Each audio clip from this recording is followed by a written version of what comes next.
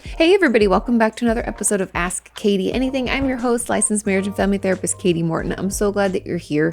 In today's episode, I'm going to be answering your questions about some really common but often confusing mental health experiences. We'll talk about how to actually feel your emotions without getting overwhelmed, and how to compartmentalize in a healthy way when life requires you to show up even when you're struggling. I'll also explain how to tell if your medication for anxiety is working and what to do when you're not sure if you're dissociating or just zoning out. Plus, we'll get into how to know where to start in therapy when everything feels interconnected, and why invalidating your own struggles is more common than you think. If you've ever wondered, is this normal? You're in the right place. Without further ado, let's jump into question number 1. This question says, how do you feel your emotions without letting them run your life? Also, how do you compartmentalize in a healthy way? For example, if you're struggling with mental health, but you have work or things that require you to be upbeat. Okay, now there are a couple pieces here. The first question, how do you feel your emotions without letting them run your life? It takes practice. That's the short answer. But the long answer is that emotions don't have to be these huge waves that come in and sweep us out. The quicker we acknowledge them and the more quickly we allow ourselves to experience it, actually I don't even know the right word, but I guess the less impactful they will be.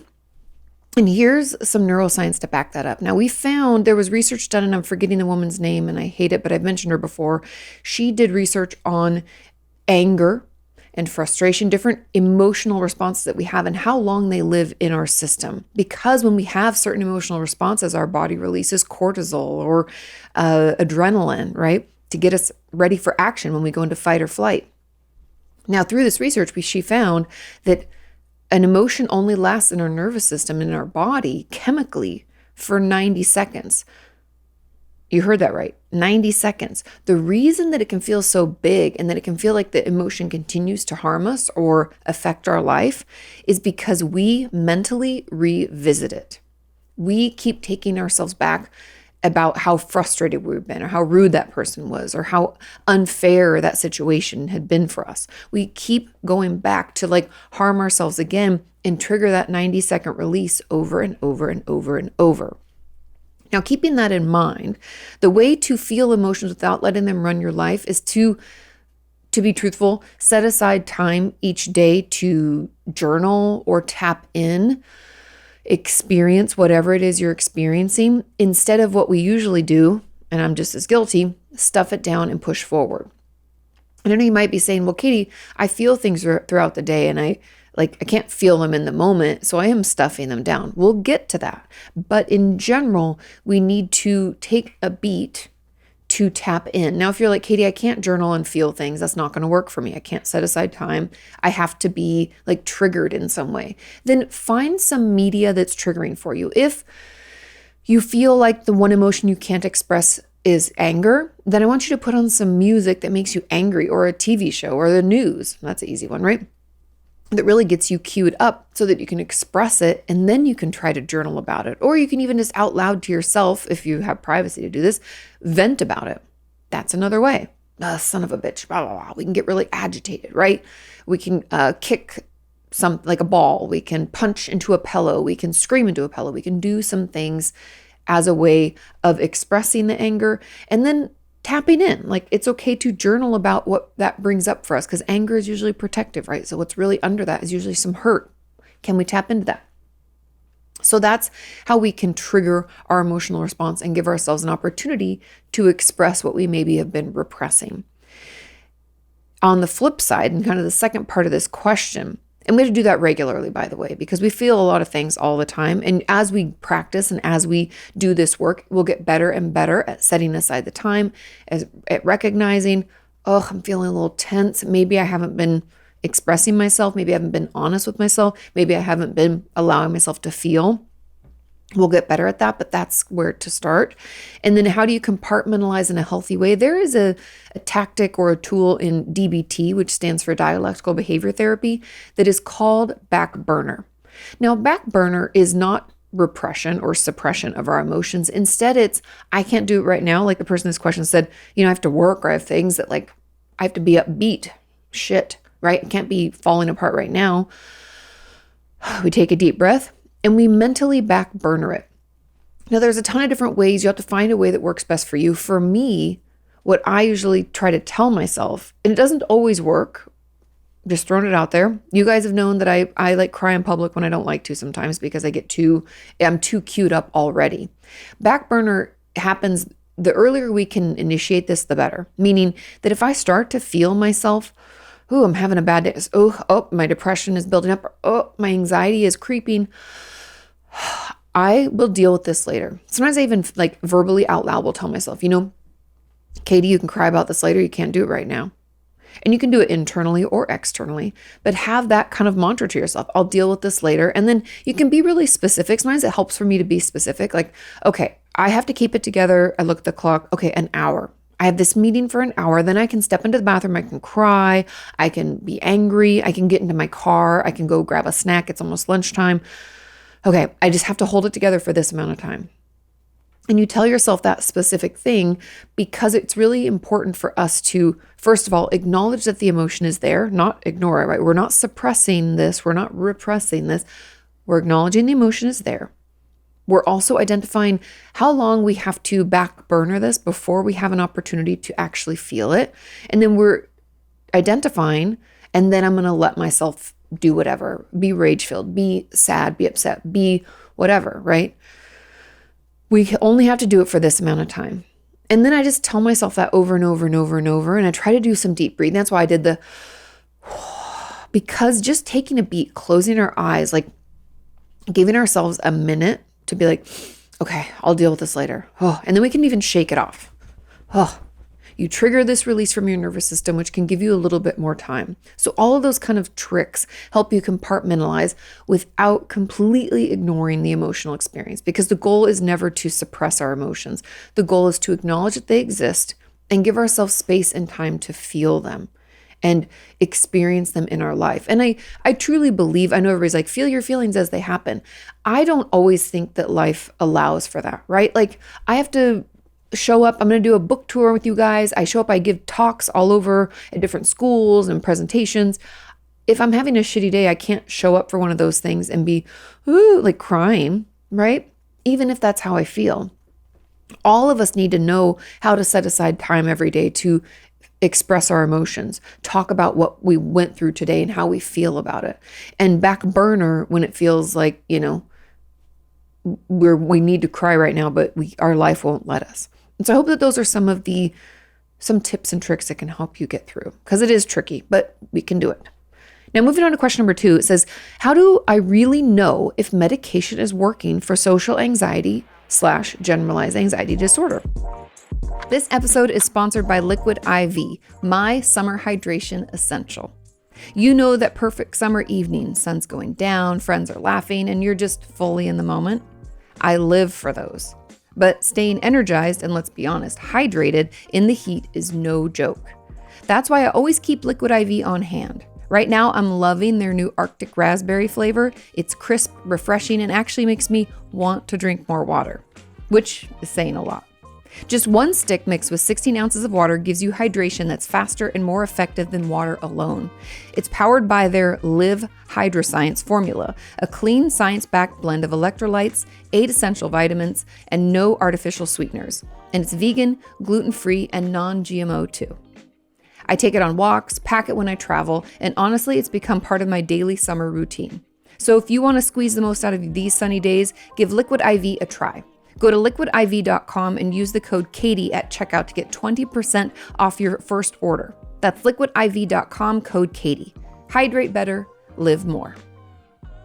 Now, moving on to question number 2, it says, how do I really know if medication is working for social anxiety/generalized anxiety disorder? Like, how would I know if I'm expecting too much from it and it's actually working at the max, or if I actually need a higher dose or a different medication? This is a great question. And to be truthful, this is something that your therapist should be checking in on, but this is also why I love mood tracking apps.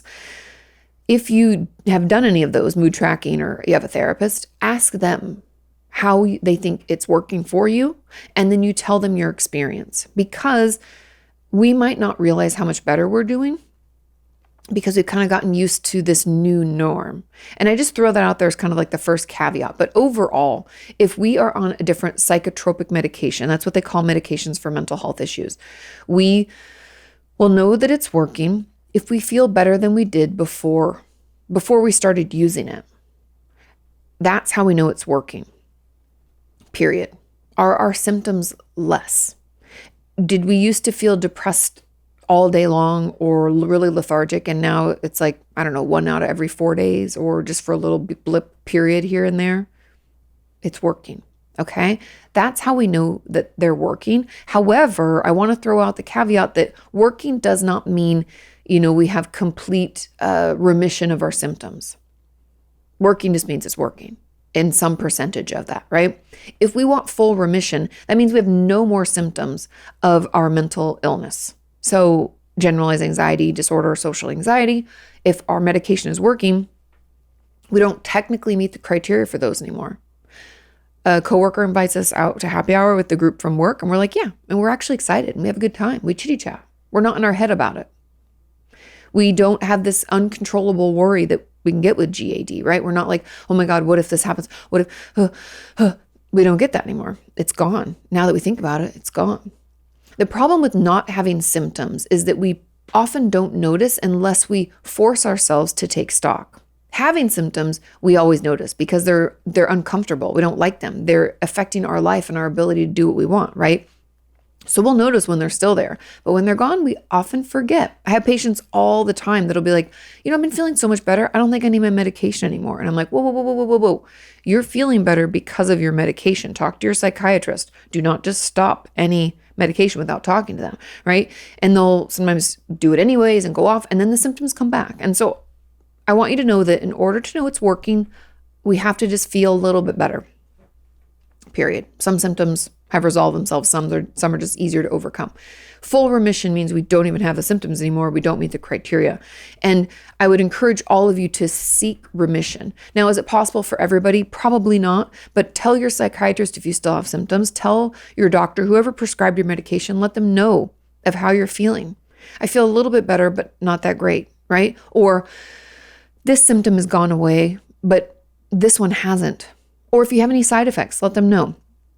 But that's really, how we know. And if you need a higher dose or a different medication, your psychiatrist will help you decide that. But they at the very least should usually increase your dose if you don't feel any effect right away. And there's also that cheek swab you can do where you send off kind of your spit sample and they tell you what medications will work best for you. It's not 100%, but it has helped a ton of people in our community essentially waste less time trying to find the right medication. Okay?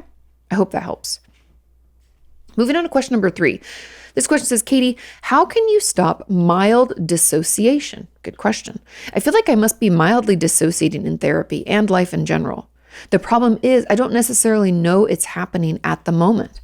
I notice it most when I look back at something such as a conversation and I realize I don't remember what we talked about. Maybe this isn't even dissociation and something else. My therapist can recognize when it's stronger, often asking me, where are you right now? Or what's your brain up to right now? Usually it's hard to even put the words together. Like my logic brain has shut off and things are foggy. Like I can't focus. But it's the times I have full conversations and reflect on it 24 hours or so later, and I can only remember parts. How do I stop this when I don't realize it's happening in the moment? Hopefully this makes sense. It's so hard to explain. Any help would be so much appreciated. Thank you. And there's an add-on to this, but let's answer this one first. Now, mild dissociation can look like this. I always think of like the most common version is like, had a stressful day at work, don't remember how I got home. We could take the train, we could drive, it doesn't matter, but we don't remember. Or had a really uncomfortable conversation with a colleague or a friend, don't remember it. Remember little bits, like this person saying, like I look back, I'm like, oh, I don't remember. And having those like brief memory lapses. And if we really thought about it, we're like, maybe we can recall it, maybe we can't. But that like, what happened? Wait, what was I doing? Wait, what did I say? Right? Can be a mild form of dissociation. Remember, dissociation kind of occurs on a spectrum where we can start off with kind of this type of dissociation, like, oh my God, how'd I get home? go into maladaptive daydreaming, where it's like we create this whole other world for ourselves and we can kind of find ourselves like preferring to daydream than be in our life, all the way to dissociating for days, weeks, months on end. And at the very extreme end of it is DID, or dissociative identity disorder, which used to be known as multiple personality disorder. Now, when it comes to mild dissociation, what I'm assuming is happening here is that we're really maxed out most of the time. Because remember, dissociation is when our brain pulls the ripcord on reality to kind of give us a little bit of space between us and what's happening. It's protective. When we're overwhelmed, our brain gives us a little space from it. It could be because what's happening to us is too painful, like we're being abused or harmed in some way, or it could be pulling us out because it's like, you know what, this is just too intense, too stressful. This is too much for me to take in. Or, and this is a third, I don't think we talk about this enough, we've maybe had a situation that was so acutely stressful and overwhelming that by the time we get to like having this conversation that's not really, we wouldn't say, oh, that was super stressful, but it's like, oh, it was intense. Like I need to focus, I need to take notes, right? We can get into those situations and we don't remember that last conversation because we already were queued up from all the shit that was happening before. Does that make sense? And so when it comes to this, like I said, my assumption is you've been maxed out. Whatever's happening in your life has pushed you to your limit. And so when you have something like a conversation and you're like, oh, I don't remember, because you're always maybe barely here. And I don't mean that you won't have memory of other things. It's almost like we're almost always at the brink of dissociation. Like it's almost always a little bit too much. And so my advice for you is twofold. Number one, I would encourage you during your day to do some like shakeouts. Or some grounding techniques. Like we can hold ice cubes, we can dunk our face in cold water, and we can use all our five senses to remind us where we are. Like, do you feel your feet on the ground or your butt in your chair? How does your clothing feel on your body right now? What do you see? How many things in the room are blue or green? Right? What do you taste? What do you smell? Let's go through all of those things as much as we can to try to bring ourselves back. And that's kind of the first prong. The second prong is I want you to build up your resilience, because dissociation happens when something is like outside of our ability to cope in the moment. And so in order to keep ourselves grounded, to pull ourselves back, we're going to have to build that up. And I know we talk about resilience a lot. It's honestly basic self-care. This does not mean vacations or massages. It can, but it just means that we need to take care. If we feel sick, if we have an illness, chronic or not, I need you to take your medicine for it or go get it treated. This means I need to make sure you're eating every 3 to 4 hours, well-rounded meals, not just fruit or not just, potato chips. I want you to be eating a variety of things, proteins. I want you to eat some grains. I want you to eat some vegetables or fruits. I want it to be a well-rounded meal. Okay, 3 to 4 hours. I also want you to shower. Shower can change your life. I want to make sure that you're feeling connected. Loneliness can be an incredible trigger for dissociation, as well as to lower our resilience. When did you feel connected last? Maybe we need to reach out to that friend or that coworker who is nice to us. Or maybe we need to engage with our online community, talk to our therapist, any of that. And also, have we been getting enough sleep? Make sure you're sleeping at least 7.5 to 8 hours every night. Women actually need more, so we need more on the 9-hour side. So make sure you're setting aside time for that. Don't bring your phone to bed or don't scroll right before bed. I know it's hard. I do it too. But if you're struggling to sleep, we're going to have to clean up our sleep. And I actually have videos about sleep. Just look up like sleep tips, Katie Morton. They should come up. I think there's 2 or 3 of them. Those are just some of the ways to build our resilience. And that acronym that I always talk about, HALT, hungry, angry, lonely, tired, those are the things to check in on to make sure that we're building that up and our resilience is stronger and bigger so that we can manage the ups and downs and not feel so foggy and pulled away all the time. Okay? Now, the add-on to this says, what's the difference between dissociation and derealization? And how can we differentiate the two? For reference, I had a session where I kind of fell into a daze and almost forgot where I was and was shocked to see my therapist in the room as I thought I was somewhere else. I felt very embarrassed and only got pulled out of it enough to leave because I thought my therapist was going to 5150 me. That's dissociation is not a reason for 5150. After that, my drive home was a blur and I thought I was going to crash and eventually got rid of this with a nap. What was this, Katie? It has never occurred before and it felt so invalid and like I was choosing to quote unquote stare. How can I prevent this and ask my therapist to help me in these moments? Thank you, Katie, and sorry for the long add-on. It's okay. The difference is, so dissociation as a whole explains derealization. Dissociation is like this umbrella term for any time our brain pulls us out of reality. There is, however, a difference between derealization and depersonalization. And they put those together in a diagnosis known as DPDR, depersonalization derealization disorder. And what that is that derealization is when we're removed from environment. It's like almost like we're watching ourselves in a movie. It's like almost through a screen or like a flip book. It can feel like we're kind of out of environment. We're not actually where we are currently.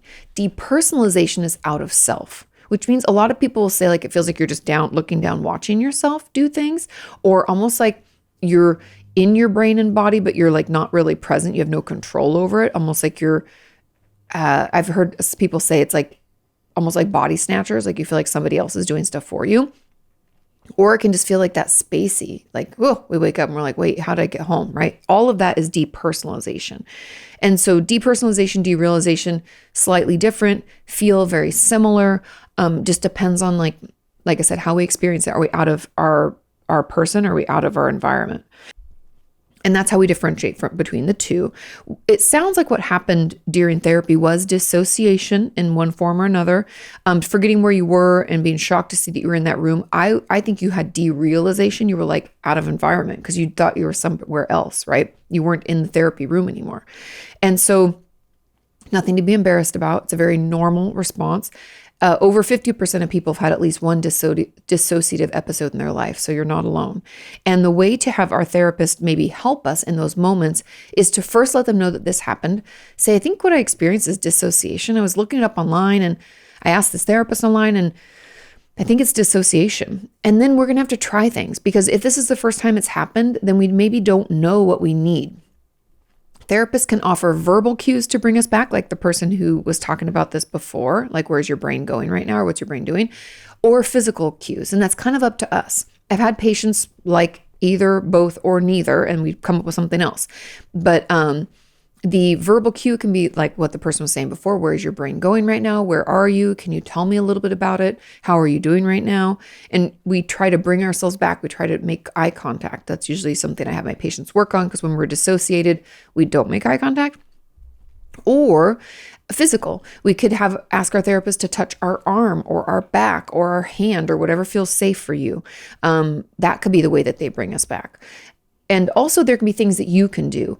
You can do things like having silly putty. I love thinking putty. You can get it on Amazon. They have such cool colors and ones that change color as you play with them. Love thinking putty. But there's also silly putty or whatever to keep your hands moving. Fidget toys can help. Weighted vests, weighted blankets. Those can all be some things that can help when you're in therapy in particular. But those are the ways that we kind of can pull ourselves out. But we're going to need help and we're going to have to try some things and there'll be trial and error. And unfortunately, it's likely that it'll happen again. But I just want you to know that it's okay. There's nothing wrong with you. You will come back at some point. I'd encourage you not to drive though. It's always worrisome. I always ask my patients and check in with them before they get in their car. I'd rather you sit in your car for a little bit, even have a nap, make sure the doors are locked and you're safe, but like lay there, sit there for a minute so that it's safe and it's not a blur of getting home and going to crash, because that is a little scary because we're not really in our body, right? We're not fully present, and I would hate for something to happen. Okay? I hope that helps. Keep me posted. Moving on to question number 4. This question is, hi, Katie. Hi. I've recently started therapy for the first time ever. Congratulations. But I have some mixed feelings about it. I've been struggling with intense social anxiety my whole life, and only in the last 2 years, I've made so much progress by myself. That's amazing. Lots of journaling and generally taking better care of myself. However, just recently my anxiety got worse and I decided to start therapy. I just had my first appointment ever. It went well and I felt understood, but now I keep invalidating my problem. Interesting, because I know that it used to be much worse and I somehow still managed to live my life without any help. I feel like I'm being dramatic. How do I stop thinking that? I love the way you phrase this question. How do I stop thinking that? Because that's what's the problem, is a thinking problem. We have a thinking problem, not a doing problem. I'm glad you're in therapy. You deserve to stay in there. Let's keep at it. Because when we struggle with mental health issues, our first knee jerk or really brain jerk reaction is to invalidate or minimize it. Not because our brain doesn't want to believe that something's wrong or that we don't feel well. It's more adaptive than that. It's more as a way to keep us going, to ensure that we can continue living our life. It really keeps us alive and thriving, right? And thriving might be the wrong word, but you get what I'm saying. It keeps us moving forward.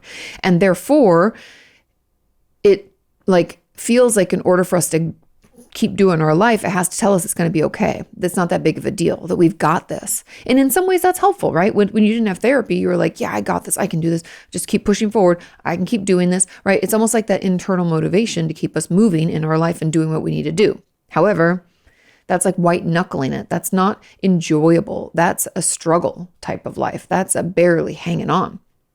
Therefore, you're in therapy, yay, to get better, but your brain is still doing the old thing that it used to do because that's what helped us before. That's what helped us push through. And so what I want you to do is kind of twofold. On one hand, I want you to thank your brain for getting you through. Thank you for always pushing me. I've said this to myself too, because I'm very internally driven like that as well. I'm like, thank you, brain, for doing all this. You don't have to do this anymore. I've got this. We're going to figure this out. We're not going to struggle as much anymore. And it sounds weird maybe to talk to yourself that way. Maybe you don't like to do it the way that I do it. And you're like, that makes me feel like a lunatic. Okay. We don't have to do that, but I do encourage you to do it somewhat in journaling form then. Meaning, I want you to write down these thoughts that you have that like, hey, it was worse before. Okay, then what, right? Let's ask some questions in our journaling. I have this thought a lot that it was worse before and I still managed my life without any help. Then I want you to answer it. Maybe that's like old you talking to you, and I want new you to talk to you. Be like, but you do remember how shitty that was? Remember how bad we felt? Remember how exhausting that was? Remember how we barely did anything we enjoyed? We just like survived. We have to be honest about the experience. Just because we could do it doesn't mean we should. I feel like that's a lesson for life in a lot of ways. Just because you can do something doesn't mean that you have to do it or that you should do it. Just because we can survive without mental health treatment doesn't mean that we shouldn't get treatment. A lot of people can survive without it, but that doesn't mean that that's a life worth living or that that's a life that even feels good, right? Could barely be hanging on. And so my challenge to you is to start tracking these thoughts, start writing about them in your journal, and start having a conversation about it. We don't have to argue back with toxic positivity. We don't have to negate this experience that like, well, I did manage before. Thank you, brain and body, for getting me through. But like, that was bad, right? We have to be honest. And the fact that we're in therapy because we don't want our anxiety to run our life anymore, right? Our social anxiety is so bad. And we were making so much progress. You did really well. And then you're like, oh, fuck, I feel bad again. So we reached out for help. Kudos to you. However, our brain is still like, we got to survive. It's in survival mode. And so we just have to acknowledge it. We have to thank it for its service. And then we have to kind of argue back with the facts. And it takes time. We're changing a pattern. What you've run into is this brain pattern of like, when times get tough, my brain toughens up. I can do this. I'll get it together, right? So that's really my advice. I wish it was easier than that. I wish I had here's how you stop thinking. Thoughts are tricky. Thoughts are not facts. I want you to remember that. And just because we had a thought multiple times doesn't make it a fact. And so we have to really fight the thought at the thought level. Moving right along to question number 5. This question says, hi, Katie. I've been struggling with forgetting what I'm saying mid-sentence recently. You and me both. We'll talk about this. I have been through a tough 18 months. I could have suspected. I would have guessed.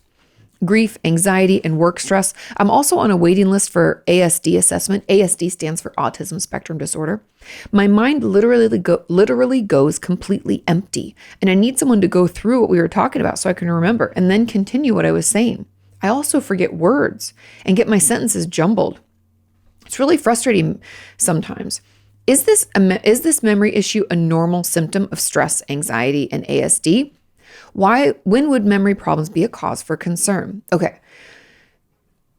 You're burnt out. I'm burnt out. I've been experiencing that too. I was trying to record a video the other day and like mid thought, I'm like, what the fuck was I saying? Couldn't even remember, you guys. Had to start all the way over. So frustrating, so annoying. And it makes me feel kind of stupid. I'm going to be honest. I like shit talk myself about it, but I'm working on it. I'm fighting in my journaling with myself. And so because you've had, back to this question, because you've had such a tough 18 months, grief, anxiety, work stress, you're maxed out, you're burnt out. And when our brain gets burnt out, we have to remember, I did a bunch of videos about burnout. I did a whole series. I think it's like the second or third one where I talk about the neuroscience of it. You might want to look that up, like neuroscience, burnout, Katie Morton, it should come up. However, when we're burnt out, what that means is that our brain is running these same routes without breaks. Because our brain needs breaks for it to kind of like clean up, to repave. It's like driving on a road that's never been repaved. And it gets really rough. And sometimes we end up shooting off of that road into another road, which is when we lose our train of thought, because that road hasn't been cleared, it hasn't been paved, it's not ready for us to run again, right? And so I know this is a shitty answer, but the way to stop this from happening is to give yourself some brain breaks. Now, this may mean that we get into therapy and start working on the stress, the grief, the anxiety. Probably does mean that if you're not already in therapy. And you said you're waiting on the waiting list for an ASD assessment. So I don't know if you're also on a waiting list for therapy, but I would encourage you to start that. And I would want you to, and I know you're like, I don't have time for this. Well, you need to make time because your brain is forcing you. There's this quote, and it's not mine, and I don't know who I'm even stealing it from, but I love it. And it's like, we need to give our body breaks when it first asks for them, or it will create a break when we want to do it, or when there's not enough time for it or something, when it's most inconvenient. I'm really butchering that, but you get the gist. So we have to make time for ourselves. We have to make time for breaks. And if you're like, I can't afford to do that, something's got to give. That might mean that instead of, I don't know, I'm just going to throw some things out there. Instead of scrolling on your phone, instead of watching TV at night, instead of just taking your lunch break to scroll on your phone, we do something that's better for us. That might mean we make a phone call to that friend to catch up we haven't talked to in a couple of years or in a couple of weeks or months or whatever. Let's catch up with people. That's a good breath in. Maybe that means we go for a walk. Maybe that means we go and volunteer at an animal shelter because petting animals actually releases feel-good chemicals and makes us feel a little bit better. Maybe that means that, we start a new class every Thursday night. We go learn how to knit or to play guitar or to cook something or hiking or I don't know, but join something, do something because you're feeling burnt out. You're so overwhelmed. Now, I think this is a normal symptom of stress, anxiety, or potentially ASD. I believe that it's because of the burnout. I know people think of burnout like, oh, we need to take this big vacation and that's the break. It's actually, yes, that can help, but it's more regularity of like self-care than that. Because vacations are awesome, but like, I don't know about you, I can afford to take one, maybe two a year, like proper vacations, right? Or a long weekend away. Like things are expensive now. It's crazy, right? So you can do that, but you also need to plan each and every day to have something that feels kind of good, or at least like twice a week would be ideal, where you have something that you do for you, whether that's like a yoga class you love taking or a girlfriend you grab coffee with for like 30 minutes, an hour, whatever it is. You have to make time for that. Maybe it's like to walk out in nature. So you set aside an hour at the end of your day to go do that. Whatever it can be, we need to make time for that because it is normal. We're burnt out and we need to incorporate more healthy self-care into our daily life. Now, the last part of this question, when would memory problems be cause for concern? I don't know how to diagnose Alzheimer's. I don't specialize. I'm not a neurologist. I'm not a neuroscientist. In general, I think memory problems are cause for concern when they start interfering with our daily life, like causing disruptions in familiar tasks, or when they become persistent or severe, especially if they're noticed by others. And it sounds like yours are cause for concern. So we need to take action. We need to do something. Now, I'm not saying this is Alzheimer's or anything like that, but it wouldn't hurt to talk to a doctor and make sure there isn't anything organic going on, that this is something connected to our grief, anxiety, and work stress. And so in general, if you have any memory problems that are affecting your, like, even for me, it's like that's kind of cause for concern. And I had my physical, everything came out fine, but I need to make some changes into my work-life balance. And it sounds like you maybe need to prioritize yourself and your recovery, your treatment, so that we can start to feel a little bit better. Because I tell you, burnout and feeling maxed out for a long period of time, it really does a number on us. I actually just watched, I haven't done research into this, so take it for what it is. But I just watched this TikTok where this girl was talking about getting a Dutch test. I'm assuming Dutch, like D-U-T-C-H, I'm not sure. But she had been in fight flight because she was in an abusive relationship for years, and her cortisol levels and all these things were all out of whack. And that test told her that they were.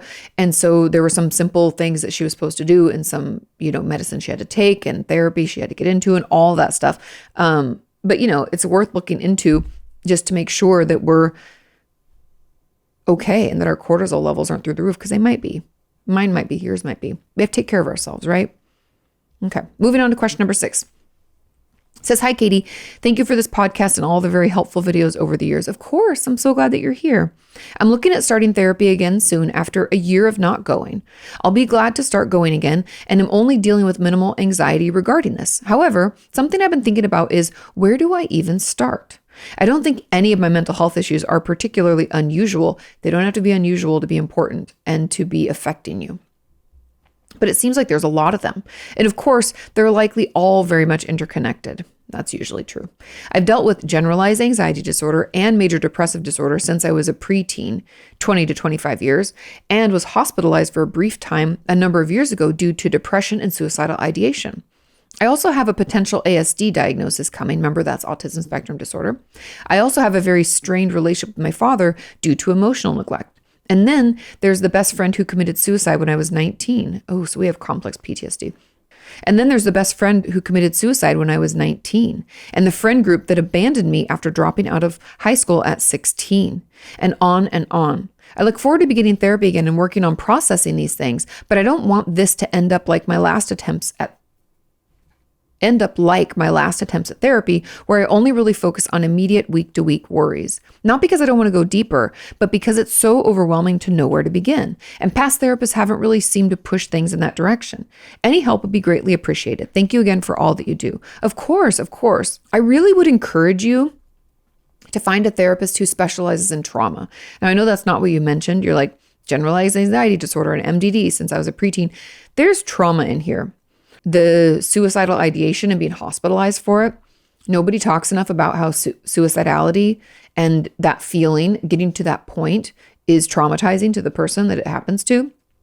I know people are like, but you're doing it to yourself. That doesn't matter. You feared for your own life and safety. Things were that dark. So trauma. Then also emotional neglect from your father. Trauma. Best friend committing suicide. Trauma. Being abandoned by a friend group. Trauma. All of that is trauma to me. And so I'd really want to encourage you to work with a trauma specialist, because that not only will ensure that you are paired with the right therapist in general who has the specialty that you're going to need the most, but it also ensures that they will go deeper, because that's what they do. We won't just talk about the week-to-week things. That might happen at the beginning just to kind of get a gauge and to build that relationship. Remember, that therapeutic relationship takes a little while to learn and to grow and to develop into something healthy where we feel we can share about our traumas. But that's really my advice, is to find someone who specializes. If you're like, Kati, I don't have an ability to pick, I have no idea. And because a lot of countries I know, especially people in like the UK and who have socialized systems, you don't get to pick always what type of therapist you get. You just wait on like in a big line for therapy, generally speaking. At your first appointment, I would let them know, just like you told me, these are the things that have gone on in my life, even if you're reading from the notes on your phone. These are the things that happened to me over the years. These are the things that, I really want to work on. I don't want to just talk about, I focus only on the week-to-week worries. I've done that in previous therapies and it hasn't really moved the needle forward, hasn't made me feel any better. Let them know. And if we do that up front, that kind of saves us from having to maybe mention it later and struggle to say it, right? If we say it right up front, they haven't done anything, we don't have to worry that they're going to be offended or that I'm going to say something that hurts their feelings or they don't think they're doing a good job. We don't have to worry about any of that because we say it right away. And so that's really my encouragement, is to either find a trauma specialist, and, you're going to have to let them know about this stuff as well. Or if we don't have that choice, we go into therapy and we ask them right away and we let them know what didn't work for us in our last therapy attempts, because that gives them a place to start too. And as a therapist, I'm always grateful when someone says, I've tried therapy before. I always ask a follow-up where I'm like, well, what did you like or not like about it? Because I want to do better and be better than your previous experience, right? But in case your therapist doesn't ask that, tell them.